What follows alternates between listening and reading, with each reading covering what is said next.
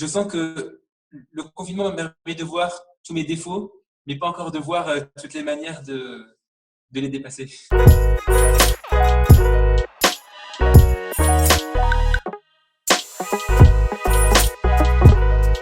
À H4, à la Maison Paradise. Donc, ouais, voilà, c'est là où je fais mes entretiens.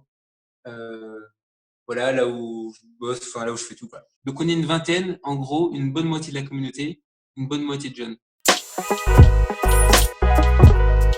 Ce qui a changé, le premier truc, c'est que j'ai jamais été aussi longtemps à la maison qu'en ce moment.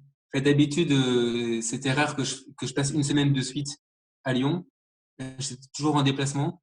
Donc, j'avoue que moi, c'est un peu plus dur. C'est que je crois que mes déplacements permettaient de mettre des sas et des frontières et des limites que j'arrive pas à mettre. Du coup, c'est un peu plus dur pour moi de gérer l'arrêt du travail, l'arrêt de la créativité. Je suis un peu comme tout le temps sur le pont. Par contre, je m'impose de faire du sport au moins tous les 2 jours parce que ça met un sas. Donc, quand même, j'essaie de tenir ça de manière obligatoire. Après, j'avoue, j'ai quand même la chance d'avoir le rythme de la vie communautaire, de la prière, de la liturgie.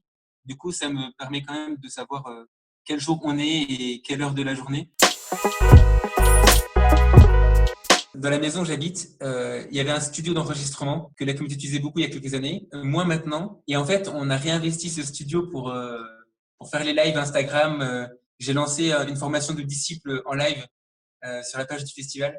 Et en fait, c'était trop génial de refaire un studio, une déco, des lumières, du son, parce que c'était un lieu qu'on n'utilisait pas du tout. Et ça, j'ai trop aimé, parce que du coup, ça met l'ambiance studio, c'était un petit côté, t'as l'impression d'être un professionnel, alors que pas plus que 2 jours avant. Mais quand même, en tant que directeur de foyer, j'engage les jeunes dans plein d'activités, et puis je leur promets vraiment un chemin avec le Christ, un chemin de joie et de croissance. Et là, tout d'un coup, que ça s'arrête, d'une certaine façon, je me sens un peu responsable. Je me dis, mince, mais c'est à moi de continuer à être avec eux. Mais ils sont plus là, du coup, c'est pas aussi immédiat. Du coup, il y a quelque chose qui change. Je me sens un peu affecté de me dire, mais mince, ceux qui faisaient un peu ma raison d'être ou de travailler, je sais pas, sont plus ici. Génial, quand même, avec ce confinement, c'est que moi, j'ai toujours eu une grosse fibre de communication, de réseaux sociaux, mais que j'ai jamais pu développer jusqu'au bout parce que il y avait toujours 1000 trucs à faire. Et là, quand même, je prends beaucoup plus le temps de travailler le contenu que je peux donner soit les pages du festival, soit ma page perso. En fait, de mesurer combien je peux donner du contenu et du fond à travers les réseaux et pas les utiliser simplement pour inviter ou pour annoncer un événement. En fait, ça me donne beaucoup de joie de voir que, en fait, mon bureau, c'était pas que le lieu de l'administratif, c'est devenu un lieu de créativité. Mon lieu de passion, mon lieu de compétence et mon lieu de mission se rejoignent. J'ai essayé de développer un plan d'action pour être aussi, pas que dans l'intuition, parce que c'est ma manière de faire beaucoup, mais aussi dans la préparation. J'ai un peu honte, mais je vous montre mon bureau, c'est un peu le bazar. Donc, dans mon bureau, il y a plein de feuilles. Donc, le premier truc que j'ai fait, c'est que j'ai imprimé une feuille avec un calendrier de challenge où mon but, c'était de poster tous les jours. J'ai mon petit Photoshop là qui est toujours ouvert. Donc là, c'est mon dernier post avec les Power Rangers là. Avec mon fichier qui est déjà un peu préfabriqué pour faire du contenu. Ça me permet de simplement réfléchir au fond que je veux donner et pas tout réinventer à chaque fois. En fait, je sens que de la même manière qu'avant, de toute façon, il y avait trop de choses à faire et qu'il fallait écouter l'Esprit Saint pour savoir ce qu'il faut faire. Je sens que c'est le même risque aujourd'hui pour moi, c'est de faire avant d'entendre ce que Dieu veut que je fasse. Jésus sur la croix, il dit tout est accompli. Et pourtant, il n'a pas fait toutes les guérisons du monde, il n'a pas évangélisé tous les pays du monde, mais il a fait juste ce qu'il fallait faire. Et ça a permis à Dieu d'accomplir son plan de salut. Et du coup, moi, ce temps de Pâques, ça me permet de me rappeler de ça, de me dire, mais Mustapha, tu peux dire que tout est accompli, même si tu n'as pas tout fait, mais que tu as fait juste ce qu'il fallait faire. Donc, c'est de pas faire de ma prière un temps pour recharger ma créativité, mais d'en faire un lieu où j'écoute ce que Dieu veut que je fasse. Ça, ce sera un défi tout le temps pour moi, je pense.